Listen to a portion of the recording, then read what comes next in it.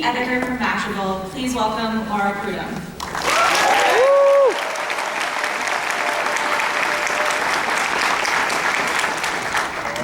Hi guys, I don't know about you, but I'm feeling pretty overwhelmed. Thank you guys all so much for being here. I'm not going to talk too much. I want to introduce our amazing panelists because that's who we're here to see. Starting with producer Greg Weitzman. Producer Brandon Vianney. And art director Bill Barrasso.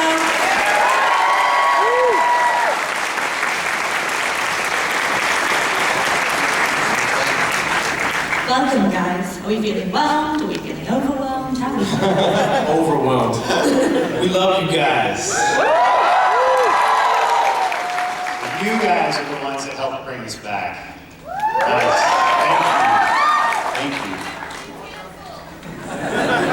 So to kick us off, obviously we had 4 years without this show. Can you tell us a little bit about how the revival came about? How are we here right now?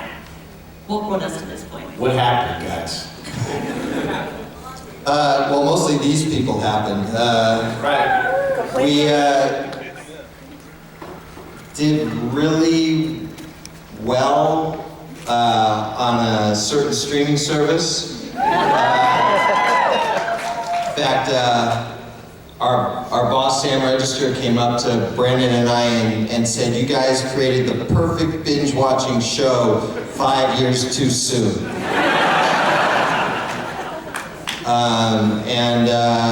There was just an online campaign, and pretty soon the numbers were so high that the powers that be said, maybe we should do more of this.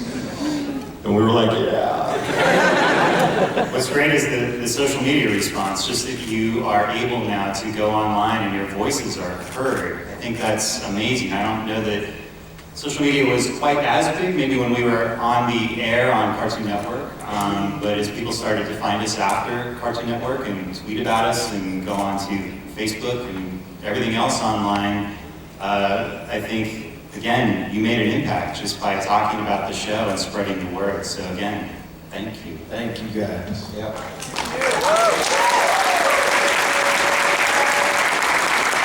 Well, when season 2 ended, it seemed like you guys might still be optimistic. You didn't want to call it the end. There were always kind of rumblings and hope. Did you ever feel like this was a possibility, or was that just kind of blind optimism that, you know, it would all work out? I actually always thought we'd come back and do it. I don't know why. I did. I mean, they kept me busy in the meantime, so, you know.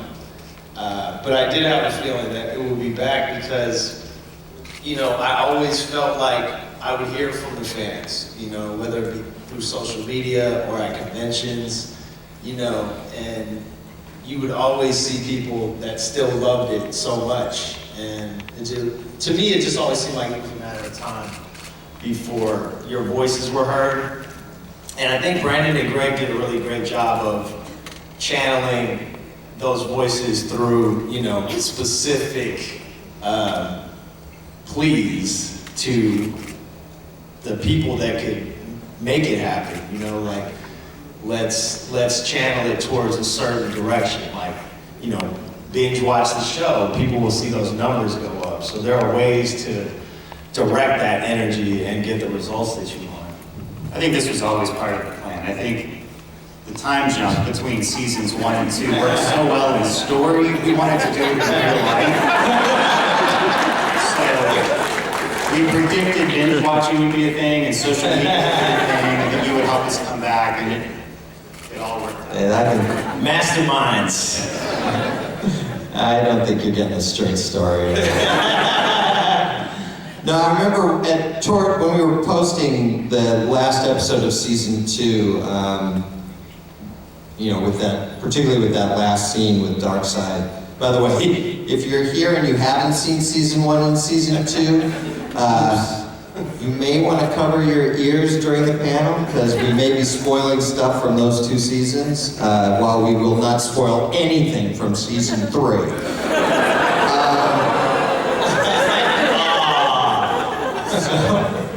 But we were asked if we wanted to include that last Dark Side scene. No, because we knew by that time that we weren't immediately coming back for season 3, and Brandon and I just decided, you know, that's the nature of our show, is that life goes on, you know.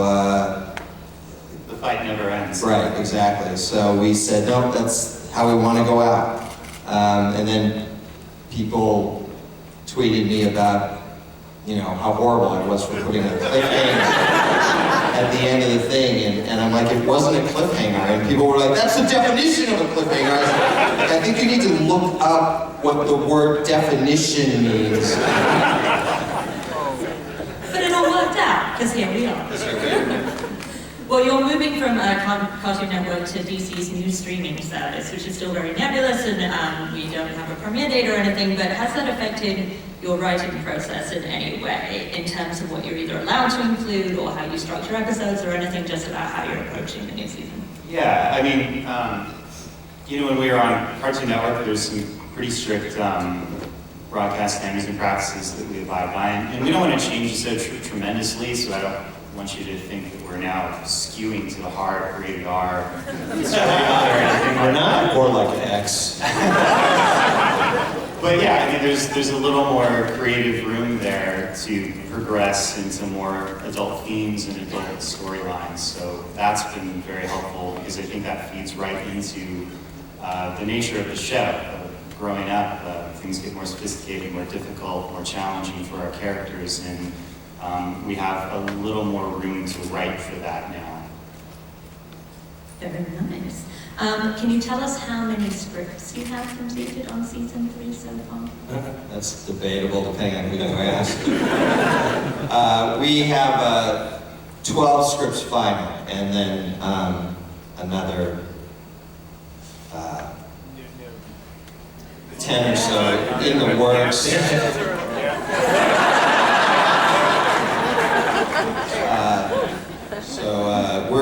We're definitely churning along, but we've you know, got 12 final. We've recorded all or part of 10 episodes with our amazing cast of returning and new actors, just phenomenal group of performers.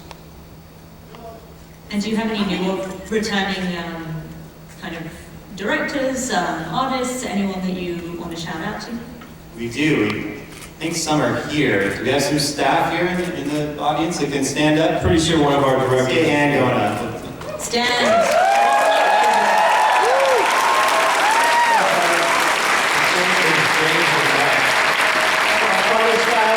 And one of our storyboard artists. We have one of our directors here, he's hiding. Where are you at, Mel? There he is. No, Mel was one of our directors on season 2, and he's back for season 3, so. So that's 22 episodes for season 3, if I'm doing my math right, or could that? No, we're just 26. 26?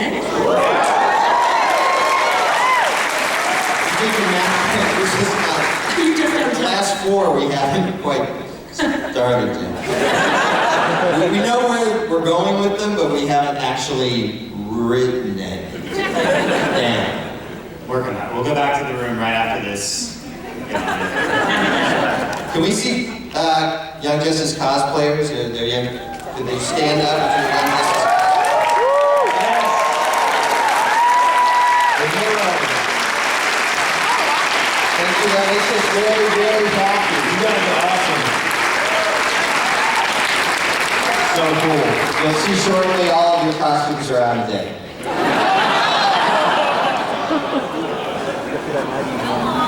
I know.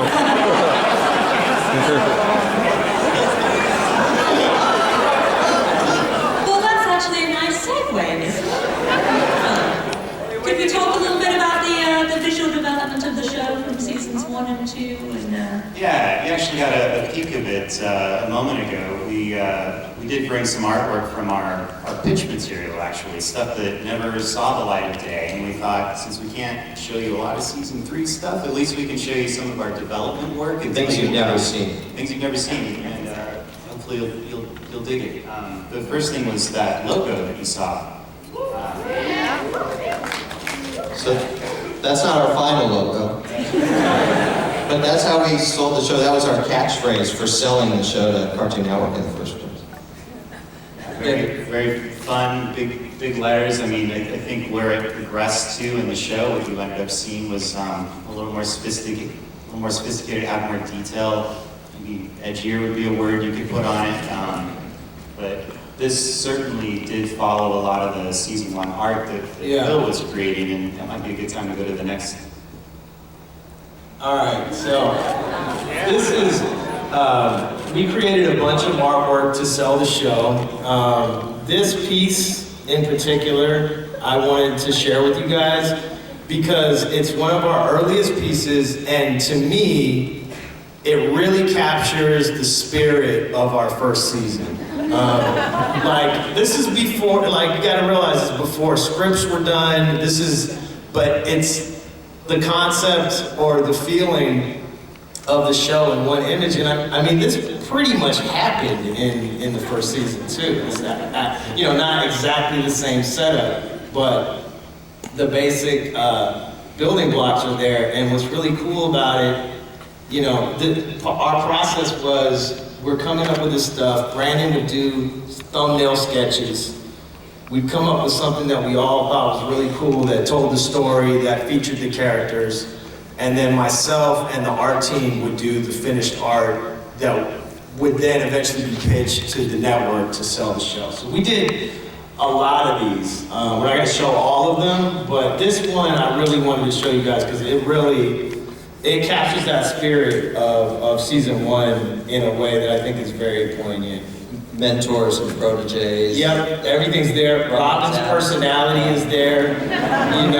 I mean, Superboy being overconfident and just getting taken out by Black Canary. I love this piece. I think it's pretty great. And the next line, we've got another one. Okay. So along the same lines, this stuff's great because it was a way to really describe those themes of growing up in one image. And we did one of these for each of the main characters. We picked these ones because they're such classic themes of teenage years. And they express these classic sort of things that people go through, archetypal teenage experiences. And we actually had, that Superboy one I love because that really feels like the beginning of his journey, Interesting thing, like the art has certainly evolved since then. This is our first stuff as a collaborative team. So it's neat to look back at it for us because we've covered so much ground since then. But this stuff still has this it's unmistakably Young Justice. It really helped when we would walk into the room to sort of pitch to executives and our bosses what we were trying to do with this series. I mean, the thing that was on all of our minds, I think, was, all right, in a couple of really great superhero shows that came just before us, like the first Teen Titans, the Justice League series from Bruce. Pretty high bar. High bar. So, Titans was already kind of doing a young thing with sort of an anime skew to it. And Justice League, of course, was a little more sophisticated, maybe in some of the storytellings and Bruce's art style and art direction on the show. And we were trying to follow these shows and figure out, all right, well, how can we do another young superhero team? We just saw that it was done so well. How can we follow that? And one of the things, Titans, I think, didn't really track things like the parents of these characters. They all just kind of were able to live together in a building on their own, and some of the more reality-based textures, I guess, of teenage life weren't necessarily there. And so that's what these images were kind of trying to define, with the big words, the process of growing up and leaving home, the no curfew thing, the license to drive. These are things all teenagers eventually go through and can relate to and can really feel, and these were the textures that we wanted to really drill into as we wrote the show, as we developed the show, as we defined the characters. So again, with Phil's help creating the art, conceptually, these were the images that came out of that just for pitching purposes. Next slide, please. All right. So this stuff is the original sort of like my first pass at the character designs. This is like rough artwork. It's done in pencil. I mean, these are like the first drawings of all these characters. This is pretty good. This isn't what they look like in their final model sheets, but our initial impression. And it's got Aqualad particularly looks really spaced out. I was trying to find that right amount of sort of ethereal, otherworldly thing to give him, and the final model that we came up with, I think, really captures it. But it's fun to look back at the origins of where we started. This stuff was refined and we added, more sophistication. Also, when you're doing final character models, you're working out like things that are going to mechanically work for animation better. But this is just a raw form from an idea, like a conceptual stage. And that red arrow, I mean, that never made it anywhere beyond this. But I think this was one of the pieces of artwork that we used to pitch the show. Yeah, I was asking Phil backstage actually about the progression, like how we actually moved from these designs that you're seeing now to where we ended up with, in the models in the final animation for the first season. And I think it was that process of like figuring the show out again from the pitch art, the posters that we just showed you, Phil's first lineup, and then us actually sitting in a room together and drilling into the stories and like figuring out, okay, we're selling these textures of what it is to grow up, what it feels like in reality to grow up as a teenager. But once we drill down into the stories and actually write some of the scenes, and we were sharing those scenes with Phil, I think even Phil was kind of realizing like the tone of it was what lent itself to like, more sophistication. It was darker, I had actually just come off of working on a project with Bruce Timm. I designed Justice League Crisis for him. And that was the first thing that I did when I returned to Warner Brothers in 2008. So I'd just been working with Bruce, and then I met with these guys, Sam Register, and they asked me to start doing concepts for this new show.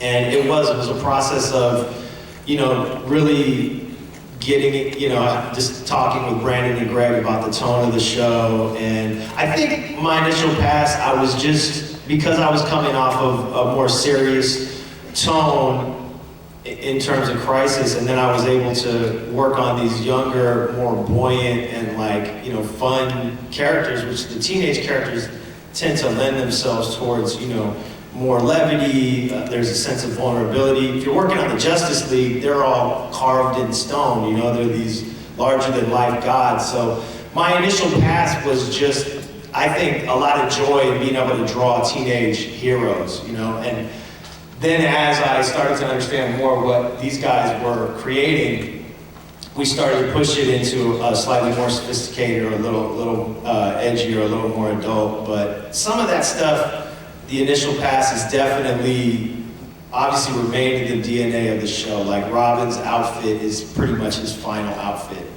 That was like a sort of one shot, one kill. That doesn't always happen, but I had a good sense of where I wanted to go from the start, and then it was a process of refining it and finding out how to make it really gel with what they were writing. Next slide, please. Jumping ahead a few years? All right.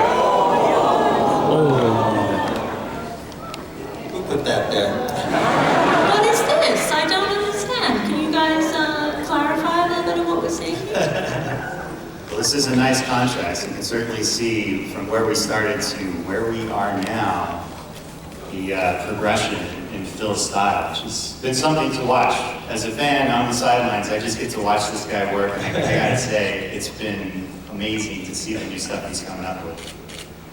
So yeah, we're jumping ahead a few years here. And this is some season 3 stuff. Obviously, these characters are all returning from season 2. And, you know, there's an evolution in the art style, obviously from that development stage, but even, you know, the fact that it had been 4 years since I worked on Young Justice between seasons 2 and 3, and, you know, I've done a lot of work since then, but fundamentally, it all has the same DNA, and it's just kind of an evolution of the style incrementally as we all progress as creative people, so.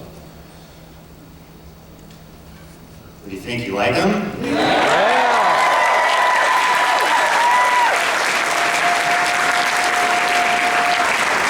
Maybe you want to see a little more?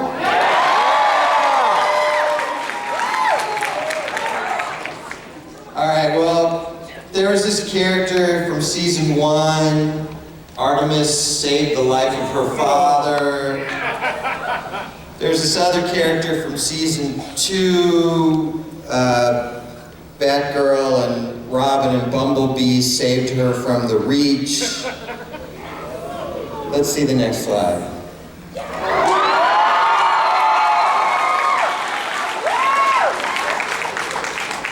And then there's that girl in the middle. She's just a flat-out season 3 character. So there's Arrowhead 13 and spoiler. How's that for a spoiler?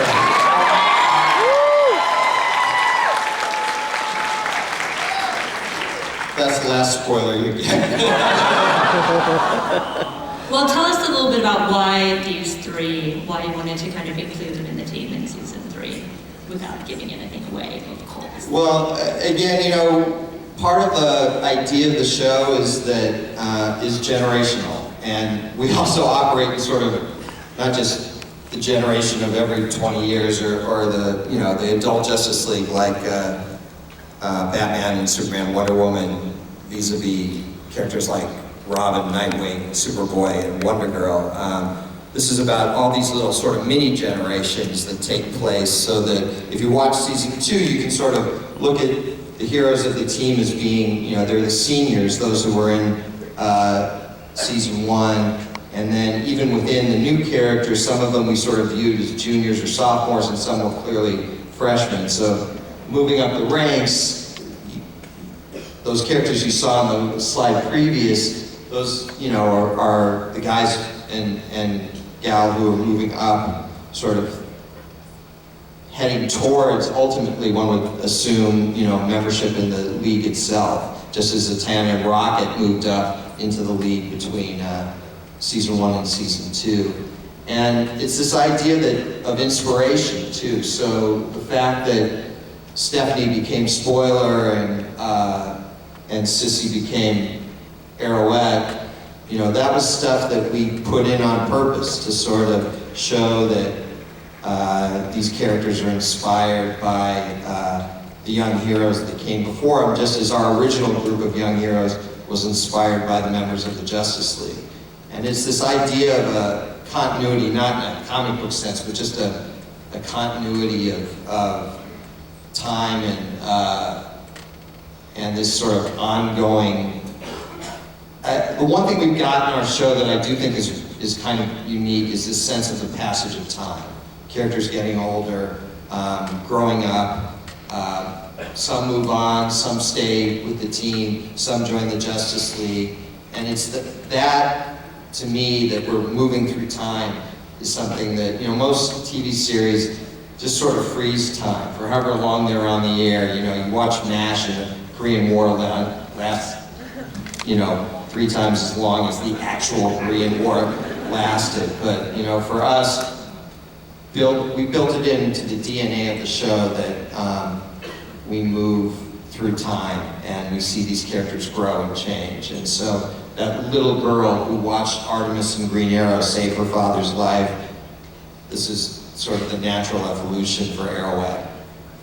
And that's the idea. Yeah, and that's not to say that we won't also be focusing on our characters from the first season as well, but we are telling a DC Universe story, I think. So a lot of these characters are coming up around our core group that we've all come to know and love. Those characters, of course, we'll still be telling stories with them, but it was very important for us to tell their stories in a growing DC universe. So that we've got, as Greg said, generational textures going on all around. Well, I think we're going to have a lot of time for audience questions, so if you guys want to start lining up, that would be amazing. A caveat before we start, don't run, don't kill each other, it's all fine, we'll get you. But these guys obviously don't want to ruin anything about season 3, so try and keep your questions to season 1 and season 2 if possible, otherwise they're just going to shut you down.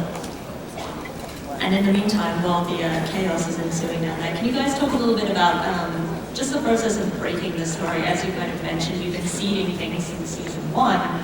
So what is the process for you? Have you got kind of a broad stroke of the entire series laid out on a whiteboard somewhere that we can come in and steal? How does it work in terms of breaking the story? We have a very high-tech system, very sophisticated technology involving a lot of bulletin boards, index cards, and push pins, Sharpies, and every time we have a notion, an idea of any kind, line of dialogue, a character,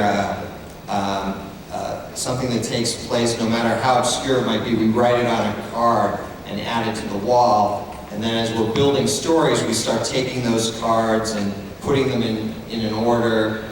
Brandon and I have had a general sort of plan for where we were going and things we wanted to hit since day 1 pretty much. And so, there are cards when we were working on season 1 that got moved to a season 2 board when it became clear, okay, they're not going to fit here. Some of those also got used in the Young Justice Legacy video game and in the Young Justice companion comics that we did with DC.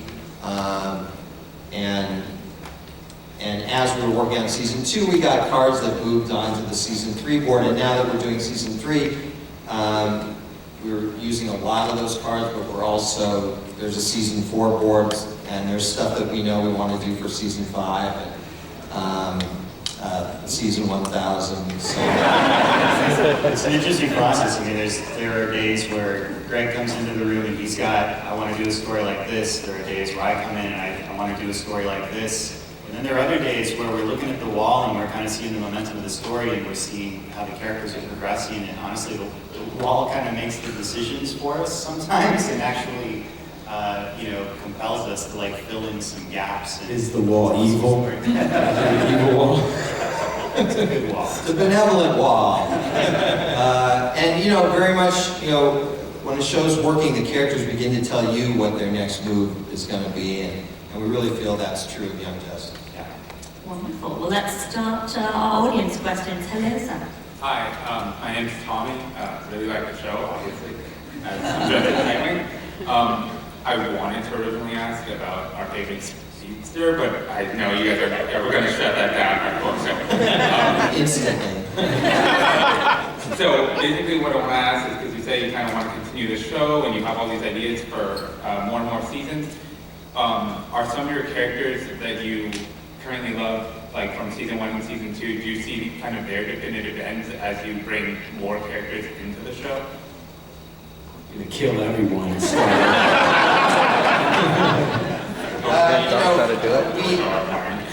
We have some general ideas of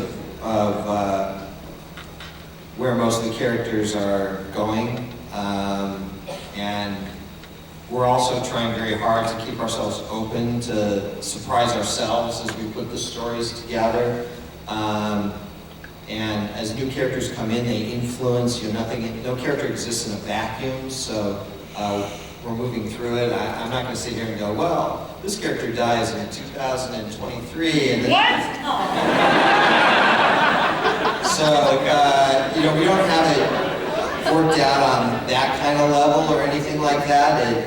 I'm saying we don't have that, so no, it's going to get tweeted. Greg Weisman said in 2023. I'm saying that's not the case, but we do have a general sense of where we see these characters going, and but the key thing is that what we mostly see is them growing up, continuing to grow, continuing to evolve. It's still part of that idea of the passage of time. Yeah, and to carry on the point we were talking about a moment ago, there are definitely characters we had a general idea what we were going to do with, but once we started working with them in the show, they took over and became a larger character than we even had planned for them. Yeah, there was definitely a character that we sort of planned to write out of season 3. Not that he wouldn't appear at all, but just we thought, okay, we've got all these old characters, we're going to focus on a handful of new characters, and so we need to clear a little space. So some characters we sort of said, all right, we'll show the audience what they're up to these days, but they're just sort of going to move off to the side. And one of these characters, I won't go into which one at all, but one of these characters sort of came to us and said, I'm not done. You're moving me back into the spotlight. And it caught us off guard, it really did. But it became clear that this character was going to be a major sort of lead in the series. That might sound crazy right now, but I promise it'll be a lot more clear, especially if we can come back next year and talk about it in more detail. Right now, it sounds like you guys talk to a wall, and you hear voices from characters. They insist on things. All right. Thank you. Thank you. Hey guys, you guys do a great show. Thank you so much. Thank you. I think we can all say we were pretty devastated when Cartoon Network canceled the show. And then it was even more of a kick in the teeth when it was replaced by Teen Titans Go. I'm going to stop that right there because, first off, I love Teen Titans Go. Second off, Teen Titans Go helped us come back. So It's just a different audience. I'm not good with all this sort of, those were two entirely different shows, and one was not, I want to make this really clear because this is something I'm tired of. Teen Titans Go did not replace Young Justice. The decision to make Young Justice go away had nothing whatsoever to do with Teen Titans Go. Teen Titans Go had been in development and was coming up the path. This was not a one-for-one change-up. And it drives me crazy when YJ fans, rag on TTG because those are two shows that have two entirely different, goals, and the world is big enough for both.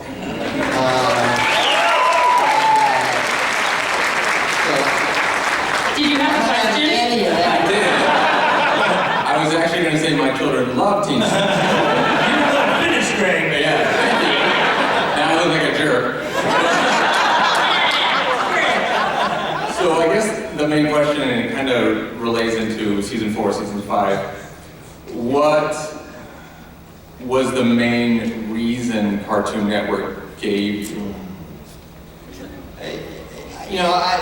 The reasons are complicated. We don't really want to get into them. I think the clear thing is if you're looking for season 4 and season 5, watch season 3. It's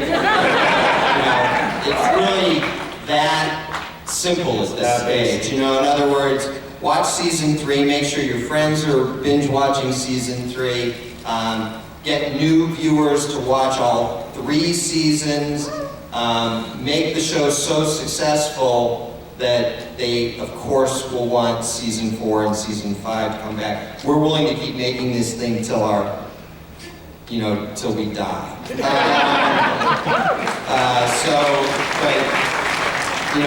If you want the 4th season, which we all want too, the answer's pretty damn simple. Just watch the hell out of season 3.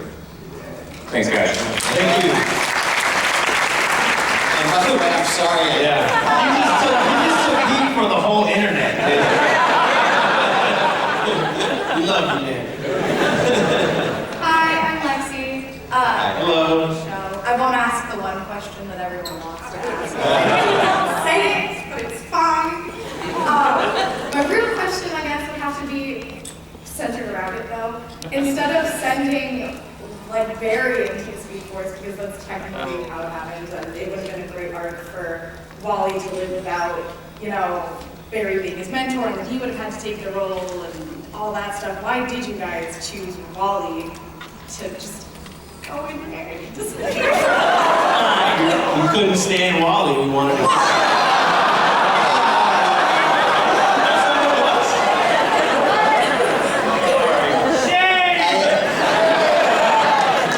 It's the reverse. We all loved Wally. We knew you all loved Wally, and we wanted to break her heart. We needed to cause you pain, and we just felt that Barry's, and we thought about Barry. I mean, that came up. We thought about Barry, and we just thought, Wouldn't make enough fans cry. yeah, it just felt like it wouldn't have the same effect. And then we thought, well, we could build Barry up all through the season and give him a lot of screen time, and we thought, but we don't want to take screen time away from these other characters. As it was in season 2, we only had 20 episodes instead of 26, so it was tighter just to begin with. And it also felt, again, kind of right from the standpoint of we'd sort of built this whole notion in that Barry was so much faster than Wally, and that Wally always felt a little bit insecure because of that. And then Bart comes in and he's as fast as Barry, and so it just sort of, it seemed right in an incredibly painful way, but just to be clear, like for example, when we recorded that episode, we were all in tears. I mean, literally, it was very hard for us and very painful, but it just felt like what we needed to do. We were really scared to go into the recording that day. Jason Spisak voiced Kid Flash, and we were so worried what he was going to think, and he actually thanked us. Like, it caught us off guard because he was carrying the dramatic weight of the end of the series. I mean, that was a huge moment for the show, for the character, for the actor, and I think it's something we had kind of teased. I think even when we started this series, I think we said, you know, we're going to follow this group of young heroes. They might not all come through in the end. And I think we always wanted that texture from day one to show the consequence of the hero business. It's tough, it's real life, and the death was going to be the way that we were going to sell that. Thank you. Hi, I'm Cahill. I really love the show. I just want to ask you guys, like, what's your favorite moment, like, in the first 2 seasons? Since I can't ask all the stories. There's a lot I like. I think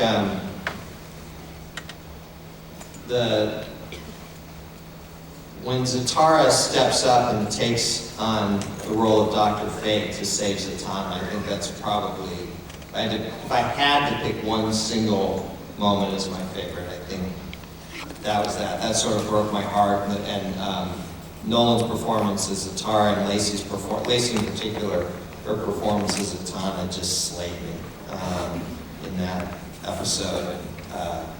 I'm a father, and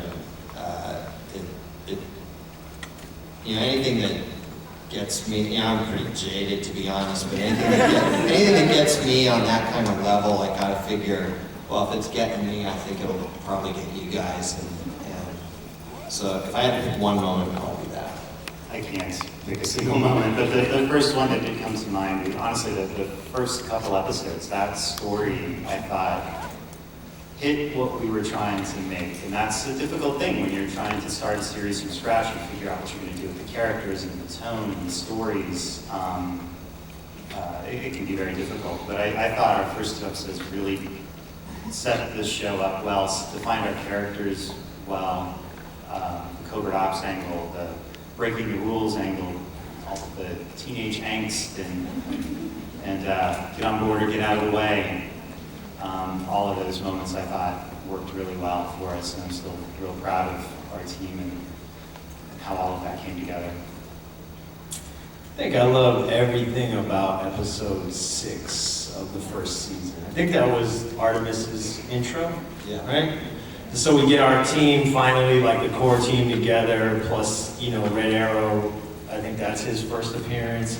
The first exchanges between Artemis and Wally and sort of the competitiveness of the girls, Miss Martian and Artemis.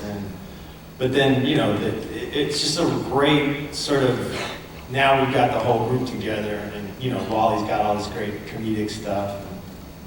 That was a really good episode.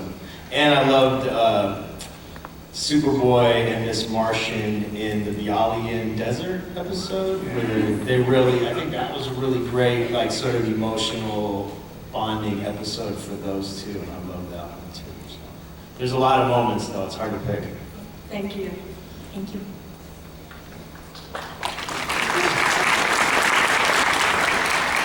Hey guys, first off, love the show.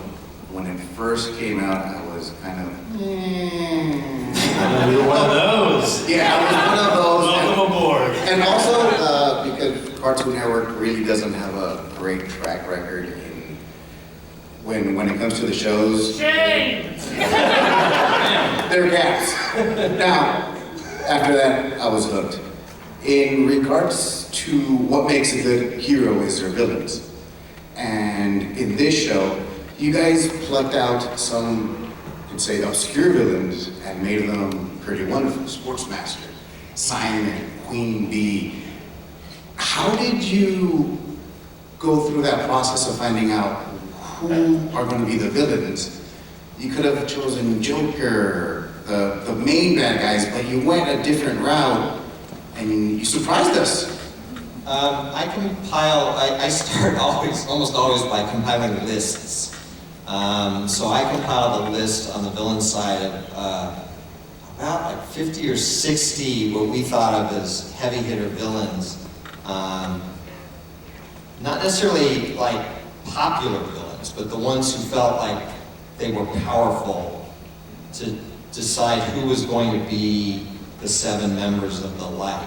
Not just powerful, but like resources. Yeah. Queen Bee having a country to hide various bad guy stuff that they're going to do, right? Ocean Master being in their first season, having a line into all matters under the sea. So there are a lot of choices like that based on what villains can bring huge resources to the table. So that was one of the factors. Right, in terms of creating the Light, then, Sportsmaster, part of it was, okay, we wanted to do this run with Artemis and whose parents were villains, and so Artemis's father's Sportsmaster. We're like, well, let's make him the enforcer for the Light. And there's, you hear the name Sportsmaster, there's a moment of trepidation. But then Phil designed the guy, and it's like, okay, I see it. It's sort of like, we think of Sportsmaster as sort of like the blue-collar Deathstroke. If Deathstroke's sort of the high-end, white-collar, Sportsmaster is the blue-collar guy who just gets the job done. And then, it turned out so cool, and I'm like, man, if we can make Sportsmaster cool, we can make anybody. That was definitely part of the fun too, just from a visual standpoint, Professor Ovo, come on! Plucking the obscure villains out of the DCU, which was these guys, digging into the corners of that stuff, and because they hadn't been dusted off in a while, they were ripe for a makeover. Everybody's got a take on the Joker or some of the more popular villains, but you dig into those corners and you find characters that haven't been remixed or revisited, and you can just cut loose on it. And there's no limitations on the villains in the same way that there are on Heroes. So for me, it was a huge treat to A, discover these characters, because I had no idea who they were, and then B, to get to do like an original take on them that was reverent of the classic stuff, but pushing new boundaries. So it helped give the series its own character too. Again, trying to separate from all the great superhero stuff that came before us. Bringing in some new characters was helpful, not only in defining us and making us a whole separate, brand new superhero show that hopefully we've never seen before, but I think just us as fans of the material too, we want to continue to see new characters coming into the fold and explore new characters. So.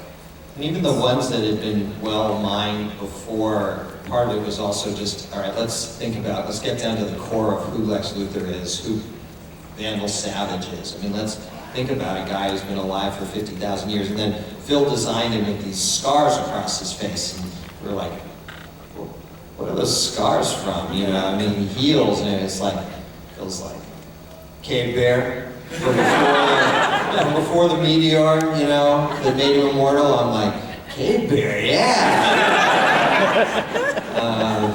And so, you know, it's a team effort, but a part of it is just getting down for any of these characters to the core of who he is or who she is, and really trying to find that muscle in them that makes them good villains, or on the flip side, good heroes, or whatever.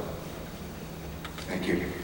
We've got about 10 minutes left, so we're going to try and go through these as fast as we can to try and get... Lightning round. Lightning round, go. What was your planning behind sort of the romantic couples like Artemis and Wally and Superboy and Miss Martian? Artemis and Wally are two really insecure people at the beginning of season 1 for different reasons. Wally feels like he's not, that he wasn't wanted as a sidekick, and that he's not as fast as Flash, and he hides his insecurity behind this sort of obnoxious bravado.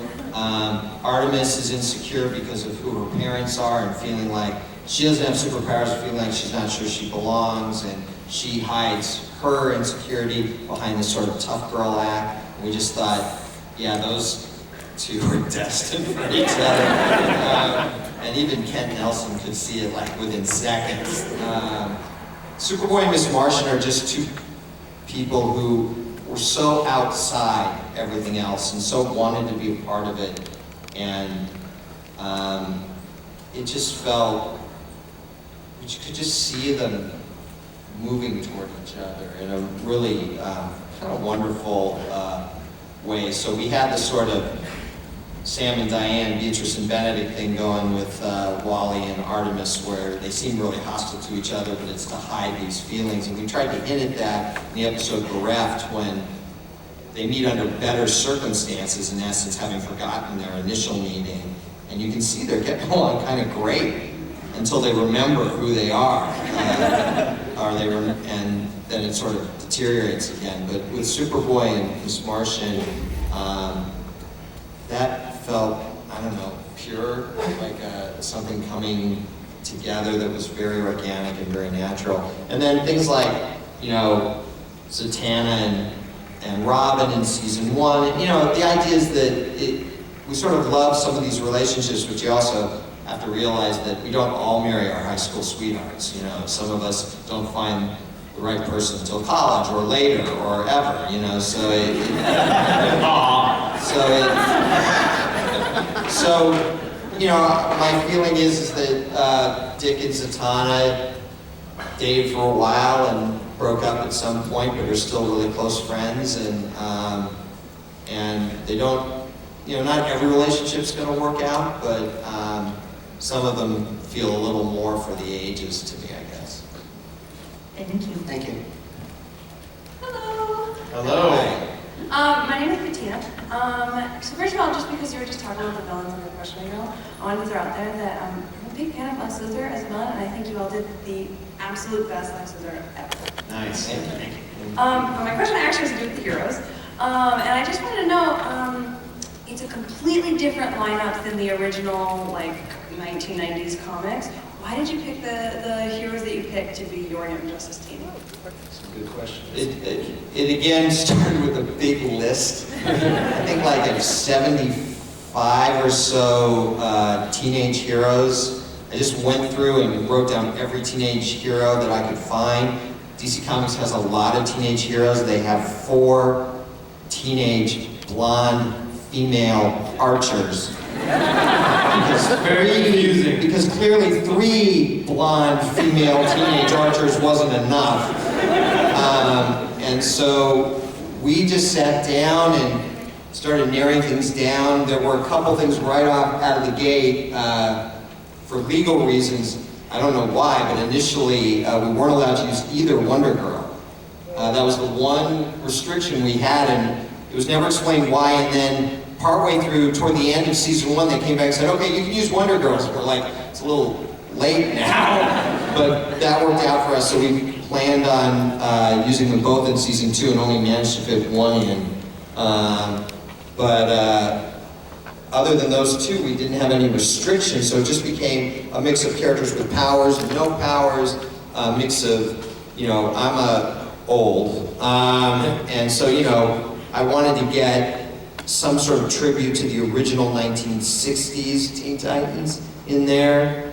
There's character backstories that we went through to see, is there good stuff and where they came from, who their parents are. Secrets and lies was a big theme, so we were looking for characters who were lying, looking for characters who had secrets. So, and we just narrowed it down and then kind of had a fight over Red Arrow, actually. Not a fight, that's strong, but I really wanted Roy in the show, and he was smarter than I was and said, let's use Artemis instead, and so I'm like, can we use both? And so we did. My choose. So, Thank you. Thank you. Thank you. Hi. I really like the focus on diversity in season 2, and I was wondering if that was a continued focus through season 3. I know that's is that something that's very important to you guys as well? I missed it. Oh, sorry. Everyone was laughing. In season 2, I really enjoyed the focus on diversity, or just having characters from a wide area of backgrounds, and I was wondering if that was a continued focus in season 3 as well, or just in general, since you can't say anything about season 3. Yeah, I mean, in general, I think we're always trying to reflect the world around us, and diversity, of course, is important for that. Yeah, I mean, that's been a major goal of mine and sort of a priority since I did Gargoyles back in the 90s. So. I did that on purpose, did you see that? Well, Gargoyles love. But yeah, that's a big priority for us. So it's gonna, we did in season 1, season 2, that's an ongoing thing for us. Thank you. My name's Nolan, similar to my favorite voice actor, also on your guys' show. But my question was, it's kind of about season 1 and 2, a little bit about season 3, I know you guys can't go into too much detail about it, but it's about my favorite character. We could, we just won't. Right. My favorite character, and you guys hinted at the very end of season 2. If you have any information, past, present, or future on it, what's the deal with Jason Todd / Red? Favorite character. I'm cosplaying as him tomorrow, and I'd love to say, I know I can't say it, but I'd love to be like, well, this has got to be Young Justice thing, but I know I can't do that. But if there's any details, anything at all, you guys can give up.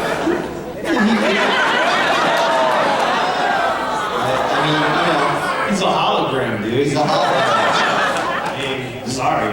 It's a bummer. Not even anything on his past, maybe? Just anything on the past? He died.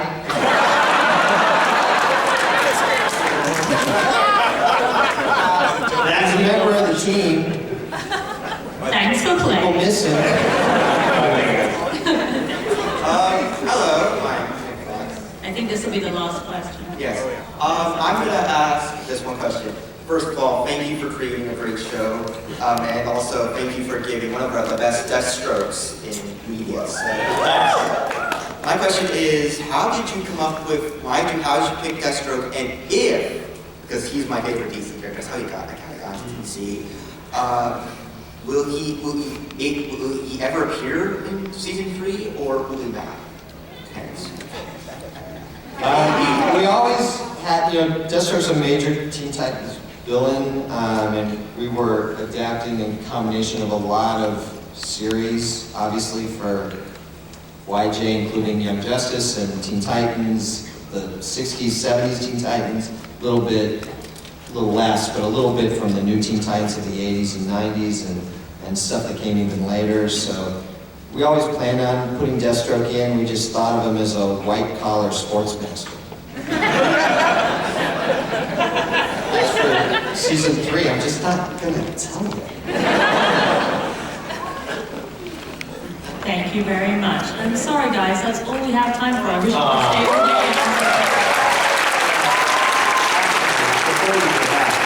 Before you get up,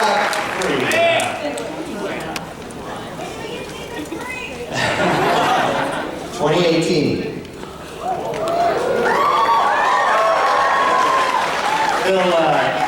Phil insisted on bringing one last piece of art against our better judgment. We showed you some. I don't remember it that way, but okay. We showed you some season 2 character updates and thought maybe you might be curious to see some season 1 characters.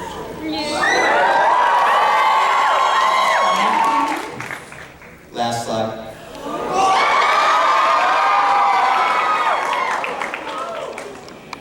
That's it. Thanks, everybody.